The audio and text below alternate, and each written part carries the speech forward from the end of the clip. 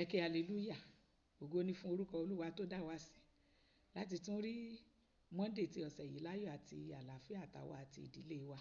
Ògo mà ní fún orúkọ rẹ̀. Ètò bẹ̀rẹ̀ pẹ̀lú Ọlọ́run ti ọ̀sẹ̀ yìí ló gorí afẹ́fẹ́. Ká tó tẹ̀síwájú, ẹ jẹ́ ká yin orúkọ Olúwa. Ó ṣeun lọ́pọ̀lọpọ̀ torí àánú rẹ̀ dúró. Ó ṣeun lọ́pọ̀lọpọ̀, àánú rẹ̀ dúró láéláé. Ó ṣeun lọ́pọ̀lọpọ̀ torí àánú rẹ̀ dúró. Ó ṣeun lọ́pọ̀lọpọ̀, àánú rẹ̀ dúró láéláé. Amen. Ẹ jẹ́ ká gbé Bíbélì wa ká wo ọ̀rọ̀ tí Ọlọ́run ní fún wa lọ́sẹ̀ yìí. Ìwé ìkíní àwọn ọba orí 21. A ó ka ẹsẹ̀ ìkíní títí dé ẹsẹ̀ ìkẹta tí ó kà báyìí. Ó sì ṣe lẹ́yìn nǹkan wọ̀nyí, Nábótì ará Jesreeli ní ọgbà àjàrà tí ó wà ní Jesreeli tí ó súnmọ́ ààfin Ahabu ọba Samaria gírígírí. Ẹsẹ̀ ìkejì. Ahabu sì bá Nábótì sọ wípé, fún mi ní ọgbà àjàrà rẹ kí èmi kí ó fi ṣe ọgbà ewébẹ̀, nítorí tí ó súnmọ́ ilé mi, èmi ó sì fún ọ ní ọgbà àjàrà tí ó sàn jù ú lọ dípò rẹ̀. Bí ó bá dára ní ojú rẹ, èmi ó fi iye owó rẹ̀ fún ọ. Ẹsẹ̀ ìkẹta níbi tá ó ti dánu dúró. Nábótì sì wí fún Ahabu pé, Olúwa má jẹ́ kí èmi fi ogún àwọn bàbá mi fún ọ. Èyí ni òpin ẹ̀kọ́ náà, kí Ọlọ́run kí ó bù sí ọ̀rọ̀ rẹ̀. Àkórí àdúrà wa ti ọ̀sẹ̀ yìí ni mo pè ní Gbàmí lọ́wọ́ Alonilowogba. Gbàmí lọ́wọ́ Alonilowogba. Tá a bá wo àwọn ẹsẹ̀ ọ̀rọ̀ Ọlọ́run yìí tí a kà yìí, tàbí ká tilẹ̀ mú láti ẹsẹ̀ ìkíní orí yìí títí dé òpin rẹ̀, a máa rí bó ṣe ṣẹlẹ̀ láàrin Nábótì, Ahabu àti Jesibeli. Nábótì, Ahabu àti Jesibeli. Gbogbo nǹkan tó ṣẹlẹ̀ láàrin wọn la máa rí kà nínú orí yìí. Ṣùgbọ́n mo fẹ́ ká wò ọkùnrin tá a pè ní Nábótì yìí, orúkọ rẹ̀ túmọ̀ sí èso. Orúkọ ro Nábótì. Ọgbà àjàrà yẹn ó gbilẹ̀. Ọgbà àjàrà yẹn ó wuni. Ọgbà àjàrà yẹn ó so èso. A rí pé ó ń rè lóòrèkóòrè. Ó ń roko sí. Ó ń bomi rin láì dáwọ́ dúró láàárọ̀ àti lálẹ́. Ó rí wípé ọgbà àjàrà yẹn ó ṣe déédé. Kò fẹ́ kó parun lọ́wọ́ òun náà ni, kó òun náà tún lè fà lé àwọn ọmọ rẹ̀ lọ́wọ́. Torí pé òun kọ́ ló gbìn, orí rẹ̀ kọ́ ló máa parí sí. Àwọn baba ńlá rẹ̀ wọ́n ti fi ń ṣe àtọwọ́dọ́wọ́ látọwọ́ ẹnìkan dé ọwọ́ ẹnìkejì. Ogún ńlá wọn ni tí wọ́n jogún. Ogún tá a lè pè ní ogún ìrandíran ni. Ṣùgbọ́n Ahabu ọba, nítorí pé ó gbàgbọ́ pé ọba bá lórí ohun gbogbo, ó rò nínú ọkàn rẹ̀ wípé ọgbà àjàrà tí mo máa rí tó súnmọ́ ilé mi tí mo bá ti ń jáde, ọgbà àjàrà yìí wọ̀ mí lójú. Ṣe ló dà pé kó di tèmi. Kò sí ọgbà kọ́gbà lágbègbè èyí tó dára bí ọgbà Nábótì yìí. Ó wá bá Nábótì. Ó ní, fún mi ní ọgbà rẹ kí n fi ṣe ọgbà ewébẹ̀. Màá fún ọ ní ọgbà àjàrà tó sàn jù ú lọ. Ẹ gbọ́. Tó bá jẹ́ lóòótọ́ ni ọba ní ọgbà àjàrà tó sàn ju ti Nábótì lọ, kí ló dé tó tún fẹ́ gba ti Nábótì Alonilowogba? Ojú kòkòrò. A jẹ́ wípé bí èèyàn bá tẹ ìjọba gan, kò sọ wípé kéèyàn mọ́ lójú kòkòrò. Ó tún sọ wípé tó bá dára lójú Nábótì, òun ó san owó rẹ̀ fún. Ṣé Nábótì gbé for sale lé ní? Ṣó sọ wípé òun fẹ́ ta ọgbà ni? Nábótì ò gbàgbé òfin Ọlọ́run rẹ̀. Ìdí mẹ́ta tí ò tiẹ̀ fi yẹ kí Ahabu kó fowó lọ Nábótì lórí ọgbà àjàrà rẹ̀, tàbí kó tiẹ̀ fipá gbà ní ọwọ́ rẹ̀. Ìkíní, Ọlọ́run ti pàṣẹ pé àwọn ọmọ Ísírẹ́lì kò gbọdọ̀ ta ilẹ̀ ìní wọn títí láé. Ìyẹn ni wípé ilẹ̀ ìní tí Ọlọ́run ti pín fún kálukú wọn, ó ṣe kíni? Ó wà títí láé. Ìyẹn ni wípé àwọn bàbá wọn á lò ó, wọ́n á tún transfer ẹ̀ fún àwọn tó ń bọ̀ lẹ́yìn wá ọ̀la. Èyí tó sì ṣẹlẹ̀ nínú ìrìn àjò Nábótì àti àwọn bàbá rẹ̀ nìyẹn. Ẹ jẹ́ ká wo ìwé Léfítíkù orí 25 yẹn, ẹsẹ̀ 23 tí ó kà báyìí. Ẹ̀yin kò gbọdọ̀ ta ilẹ̀ láéláé, nítorí pé ti èmi ni ilẹ̀, nítorí pé àlejò àti àtìpó ni yín lọ́dọ̀ mi. Ọlọ́run ti sọ fún wọn, wọn ò gbọdọ̀ ta ilẹ̀. ìní wọn ní títí láé. Ẹsẹ̀ yẹn lé ní. Ìdí kejì, ìní ẹ̀yà kan kò gbọdọ̀ di ìní ẹ̀yà kejì lọ́sàn gangan. Ẹ jẹ́ ká wo Númérì orí 16 á wo ẹsẹ̀ ìkeje níbẹ̀.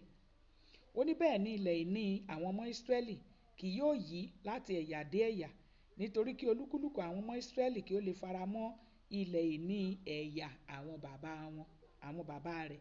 Ẹ rí bẹ́ẹ̀ yẹn, ilẹ̀ ìní ẹ̀yà Bẹ́ńjámínì kò gbọdọ̀ déédéé di ilẹ̀ ìní ẹ̀yà ti Júdà lọ́sàn gangan. Ti Júdà ò gbọdọ̀ di ti Ìsákárì, ti Ìsákárì kò gbọdọ̀ di ti Gádì àti bẹ́ẹ̀ bẹ́ẹ̀ lọ, bí Ọlọ́run ṣe pín fún wọn nìyẹn. Ẹsẹ̀ yẹn ní méjì. Ìkẹta, ẹ jẹ́ ká lọ wo ìwé Ezekiel orí 50 ẹsẹ̀ 18. Olórí ò gbọdọ̀ fipá mú nínú ìní àwọn ènìyàn Ọlọ́run àbí ìní àwọn ènìyàn rẹ̀, tàbí ó lé wọn jáde kúrò nínú ìní wọn. Ẹ ti rí báyìí. Nábótì ti mọ gbogbo eléyìí kó tó sọ fún pé Olúwa ò ní jẹ́ kí n fún ọ ní ogún àwọn bàbá mi. Ẹ jẹ́ ká wo ìwé Ezekiel yẹn orí 50 ẹsẹ̀ 18. Olórí náà kì yóò sì fi ipá mú nínú ogún àwọn ènìyàn láti lé wọn jáde kúrò nínú ìní wọn. Yóò fi ogún fún àwọn ọmọ rẹ̀ lára ìní tí òun fúnra rẹ̀, kí àwọn ènìyàn mi kí ó má bàa túká olúkúlùkù kúrò ní ìní rẹ̀. Ẹ rí bẹ́ẹ̀ yẹn, ìdí mẹ́ta pàtàkì tí ò fi yẹ kí Áhábù kó tilẹ̀ tọpasẹ̀ láti ra ọgbà àjàrà Nábótì tàbí láti fipá gbà á kúrò ní ọwọ́ rẹ̀. Ṣùgbọ́n nítorí pé dàda ò lè jà, àmọ́ ó ní àbúrò tó gbójú, ó ní Jésíbélì àjẹ́ ní aya tó sì lè fipá gba ọgbà àjàrà Nábótì fún. Nítorí pé ọkùnrin yìí wípé òun lè ta ilẹ̀ ní àwọn baba ńlá òun, Áhábù bínú, ọkàn rẹ̀ bàjẹ́. Lórúkọ Jésù, inú ọ̀tá rẹ̀ ò ní dùn títí láé. Ọ̀tá tó bá lòun lọ lọ́wọ́ gba ohun rere èyí tí Ọlọ́run ti yọ̀ǹda fún ọ gẹ́gẹ́ bí ogún ìbí rẹ, lórúkọ Jésù, inú rẹ̀ ò ní dùn títí láé. Lójoojúmọ́ báyìí ló máa fi ní ìbànújẹ́ ọkàn lórúkọ Jésù. Ẹ gbọ́, pẹ̀lú ìbànújẹ́ ọkàn, Áhábù lọlé lórí nǹkan oní nǹkan. Ọkàn rẹ̀ wúwo, ó wúgbọ́ kò sì jẹun, ó tún ju ara rẹ̀ sáwẹ̀ lórí nǹkan oní nǹkan.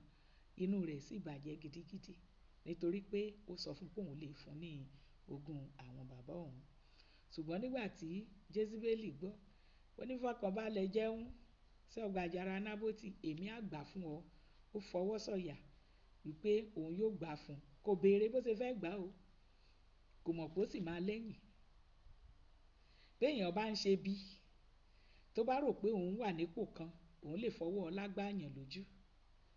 Kó máa rántí o wípé Ọlọ́run kan wà tó dákẹ́, tó jẹ́ adákẹ́dájọ́, tóun náà sì wá lè fi ọwọ́ ọlá tá a fi gbárù ẹni bẹ́ẹ̀ lójú, tójú rẹ̀ ò tiẹ̀ ní ríran mọ́ láyé. Tóyì bá kọ́rù ẹni bẹ́ẹ̀ kò ní ríran mọ́ gan. Ọlọ́run wo gbogbo ohun tó ṣẹlẹ̀, adákẹ́dájọ́ ni o. Gbogbo ohun tí Áhábù àti Jésíbélì ṣe, gbogbo rẹ̀ ló lẹ́yìn o. Tá a bá ka ìwé ìkíní àwọn ọba orí 21 yẹn dáradára, a rí pé Jésíbélì gbé ìgbésẹ̀ lórí ìrìn àjò yẹn.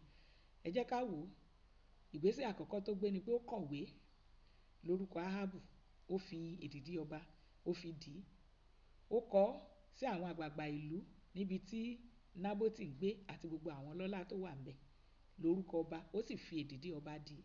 Ìyẹn ni wípé kò sẹ́ni tó lè yí padà, àṣẹ ọba ni.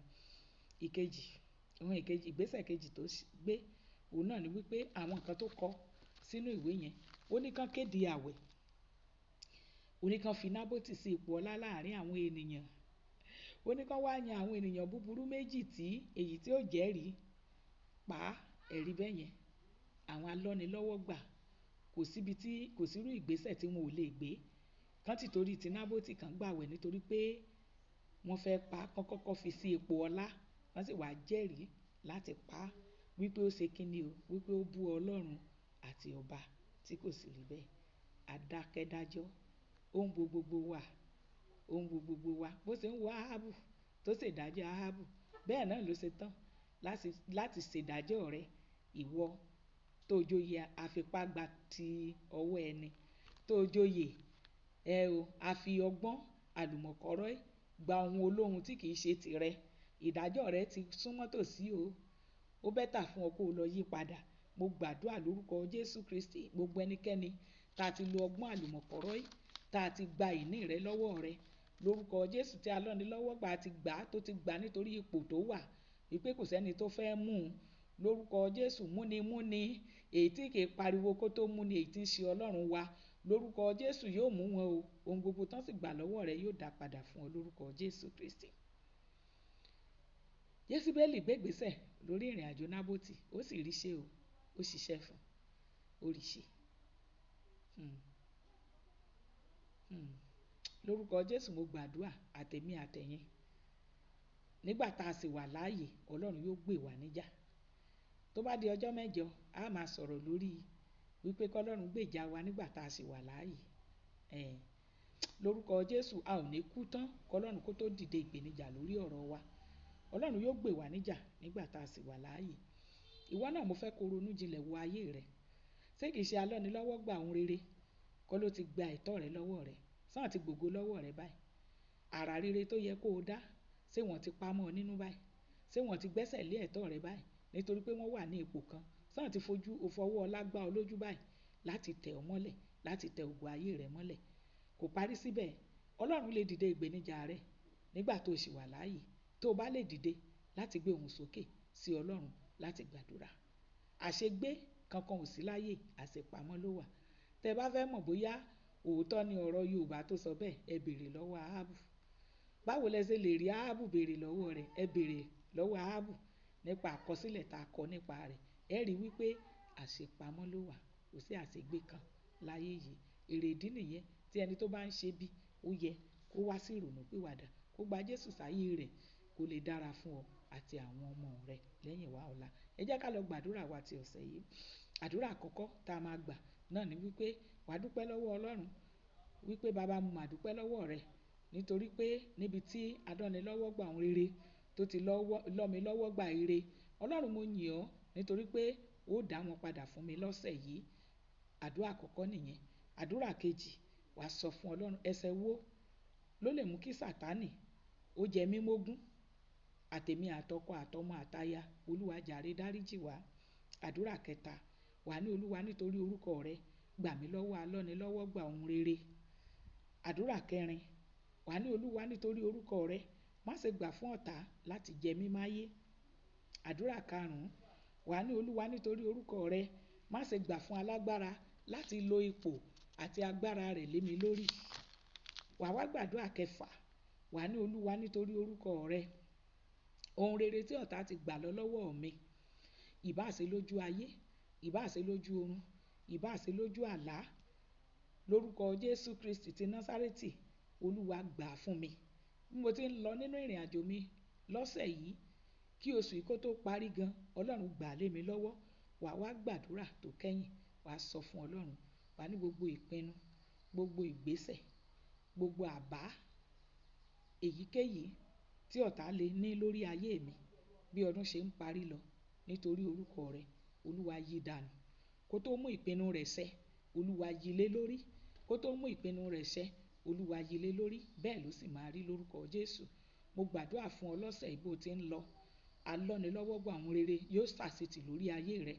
Tá a bá rí ibikíbi tá a ti lọ́ ọ lọ́wọ́ gbà, tá a ti gba ògo lọ́wọ́ rẹ, tá a gbé páńdà lé ọ lọ́wọ́ lórúkọ Jésù Kristi, Ọlọ́run yóò gba ògo rẹ fún ọ.